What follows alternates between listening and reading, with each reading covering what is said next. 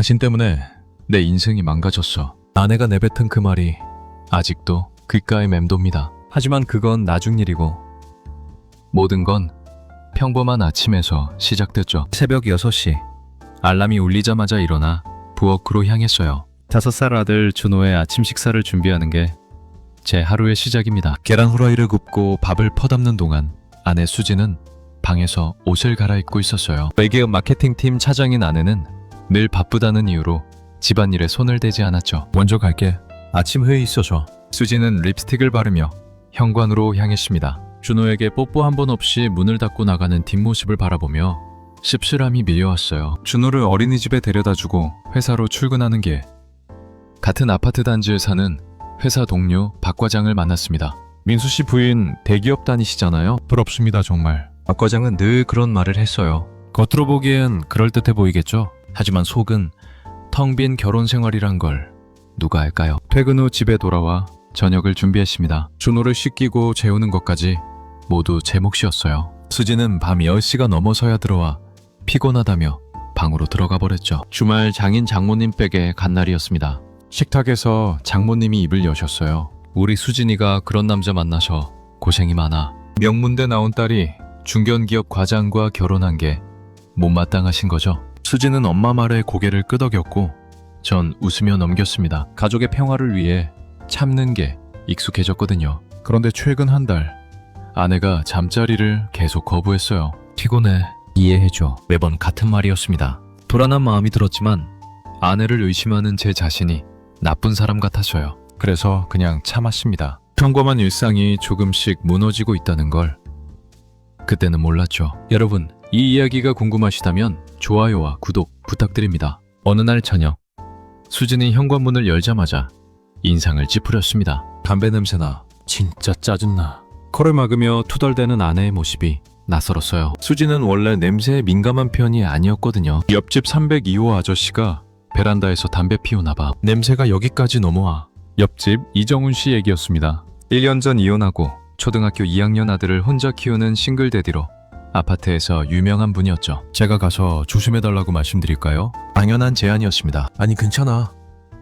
내가 나중에 얘기할게. 수진이 황급히 손사래를 쳤어요. 그 반응이 이상했지만 대수롭지 않게 넘겼습니다. 그런데 그 뒤로 이상한 일이 벌어졌어요. 수진이 유독 302호 이정훈 씨 이야기를 자주 꺼내기 시작한 거죠. 옆집 아저씨 아들 혼자 키운다며? 대단하네. 오늘도 베란다에 빨래 널려 있던데 힘들겠다. 별것 아닌 일상적인 말들이었지만 자꾸 신경 쓰이더라고요. 며칠 뒤 401호 윤서 엄마 최은미 씨가 초인종을 눌렀습니다. 준호가 윤선의 집에서 놀다가 온 거였어요. 민수 씨, 항상 고생 많으세요. 부인분은 요즘도 늦게 퇴근하시죠? 최은미 씨의 안타까운 눈빛이 가슴에 찔렸습니다. 그날은 회사 일이 일찍 끝나 평소보다 일찍 퇴근했어요. 거실에 들어서자 수진이 소파에 앉아 휴대폰을 보며 미소 짓고 있었습니다. 제가 들어오자 깜짝 놀란 듯 화면을 급히 껐어요. 누구랑 문자예요? 최대한 자연스럽게 물었습니다. 아, 회사 동료. 별거 아니야. 수진은 휴대폰을 뒤집어 놓으며 대답했죠. 그날 밤이었습니다. 침대에 누워있는데 수진의 휴대폰에서 카톡 알림이 계속 울렸어요.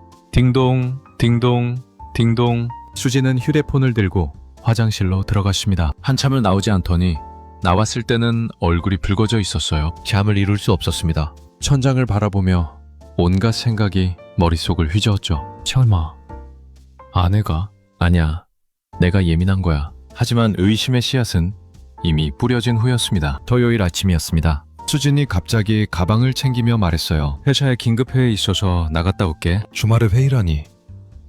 이상했지만 그러려니 했죠. 준호와 함께 아파트 놀이터로 나갔습니다. 그런데 주차장을 지나가다 수진의 차가 그대로 있는 게 보였어요. 회사 간다며 차를 두고 갔다는 게 이해가 안 됐습니다. 심장이 쿵쾅거리기 시작했죠. 준호를 놀이터에서 놀게 하고 집으로 올라왔어요. 베란다로 나가 아래층을 내려다봤습니다. 302호 베란다에 빨래가 걸려 있었는데 여자 블라우스가 눈에 들어왔어요. 그 옷, 지난주 수진이 백화점에서 산 거랑 똑같은 디자인이었습니다. 손이 부들부들 떨렸어요. 월요일 회사에 출근해서도 집중이 안 됐습니다. 점심시간에 IT팀에 있는 후배 강민호를 찾아갔어요. 민호야, 집 보안용 소형 카메라 좀 추천해 줄 수 있어? 최대한 자연스럽게 물었습니다. 형, 요즘 그런 거 많이 나왔죠? 와이파이 연결되는 초소형 제품이 좋은데요. 강민호가 인터넷 쇼핑몰을 보여줬어요. 퇴근 후 용산 전자상가로 향했습니다. 손바닥만한 초소형 와이파이 카메라를 샀죠. 집으로 돌아가는 지하철 안에서 제품 설명서를 계속 들여다봤어요. 수요일 새벽이었습니다. 수진이 먼저 출근하고 준호도 어린이집에 보낸 뒤 거실 책장 사이에 카메라를 설치했어요. 책 사이에 숨겨놓으니 절대 눈에 띄지 않았습니다. 휴대폰 앱과 연결하는데 한참 걸렸지만 결국 성공했죠.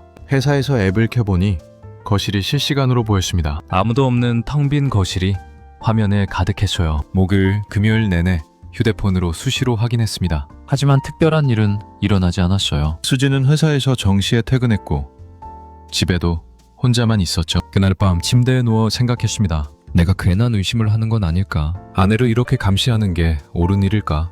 죄책감이 밀려왔어요. 하지만 302호 베란다에 걸려있던 그 블라우스가 자꾸 떠올랐습니다. 그날은 중요한 거래처 미팅이 있던 날이었습니다. 회의를 마치고 회사로 돌아가는 차 안에서 무심코 휴대폰을 꺼냈어요. 습관처럼 카메라 앱을 켜본 거죠. 화면에 수진이 보였습니다. 집에 있다고? 분명 오늘 회사 간다고 했는데.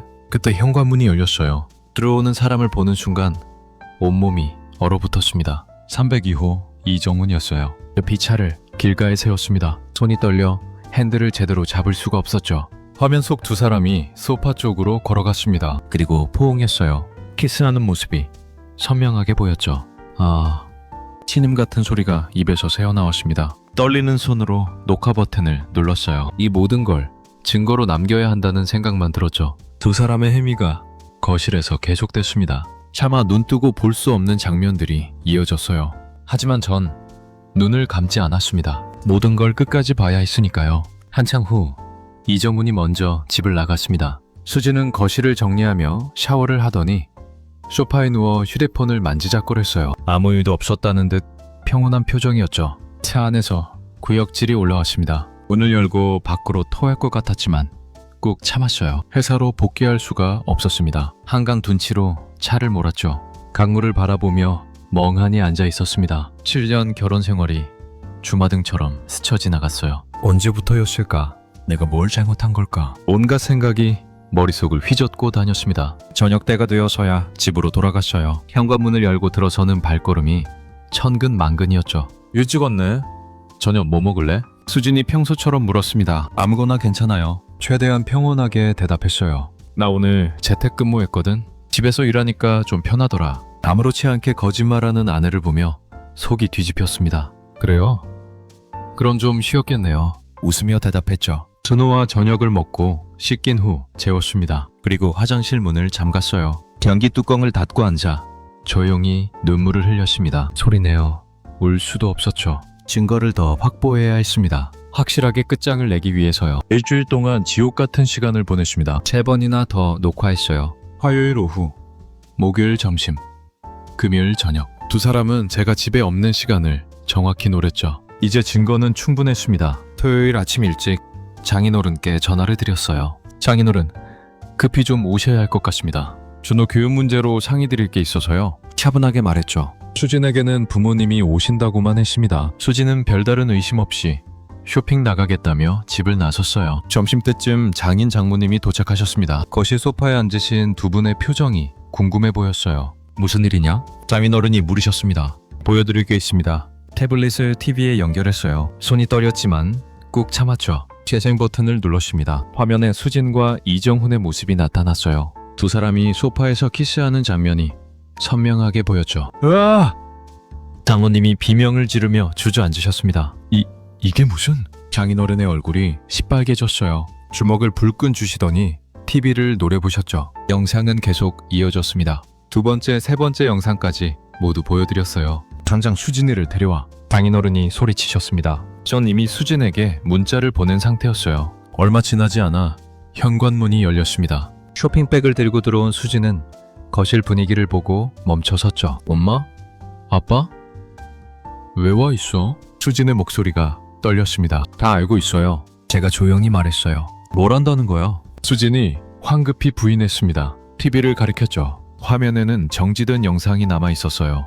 수진의 얼굴이 새하얗게 질렸습니다. 수진아, 네가 어떻게? 장모님이 울먹이며 말씀하셨어요. 이혼해. 당장 짐 싸서 나가. 장인어른이 고함쳤습니다. 수진은 바닥에 주저앉아 울기 시작했어요. 하지만 눈물을 닦더니 갑자기 태도가 바뀌었죠. 다 당신 때문이야. 당신이 무능하고 재미없으니까 그런 거잖아. 손가락으로 저를 가리키며 소리쳤습니다. 그 순간 모든 미련이 사라졌어요. 이혼 소송 진행하겠습니다. 준호는 제가 키울 겁니다. 냉정하게 말했죠. 장모님은 제 앞에 무릎 꿇고 빌었지만 제 마음은 이미 돌처럼 굳어 있었습니다. 이혼 소송은 생각보다 빨리 끝났습니다. 불륜 증거가 명확했으니 법원도 판단하기 쉬웠겠죠. 석 달 만에 판결이 났어요. 회사 법무팀 김 변호사님 덕분에 위자료 5천만 원을 받고 재산 분할 없이 깔끔하게 정리됐습니다. 수지는 준호 양육권도 포기했어요. 아이보다 자기 커리어가 더 중요했던 거죠. 그렇게 7년 결혼 생활이 끝났습니다. 준호는 엄마가 왜 집을 나갔는지 정확히 이해하지 못했어요. 그냥 엄마가 먼 곳으로 일하러 갔다고만 말해줬죠. 다행히 아이는 빠르게 적응했습니다. 하지만 혼자서 아이를 키우며 일하는 게 쉽지 않았어요. 새벽에 일어나 아침 준비하고 어린이집 데려다주고 퇴근 후 저녁 준비에 씻기기까지 몸이 10개라도 모자랄 지경이었죠. 이혼 한 달째 되던 날이었습니다. 현관 초인종이 울렸어요. 민수야, 누나야. 친누나 민정이 서 있었습니다. 초등학교 교사인 누나는 20년째 독신으로 지내고 있었죠. 누나, 어떡해. 반가우면서도 민망했어요. 동생 혼자 애 키우는데 누나가 가만히 있겠니? 누나는 큰 캐리어를 끌고 들어왔습니다. 여기서 같이 살 거야. 내 아파트는 전세 넣었어. 단호한 목소리였어요. 누나, 그럴 필요 없어요. 전 괜찮아요. 사실 괜찮지 않았지만 누나까지 고생시킬 순 없었죠. 괜찮기는. 얼굴에 다 써있어. 누나가 제 뺨을 톡톡 쳤습니다. 고모다.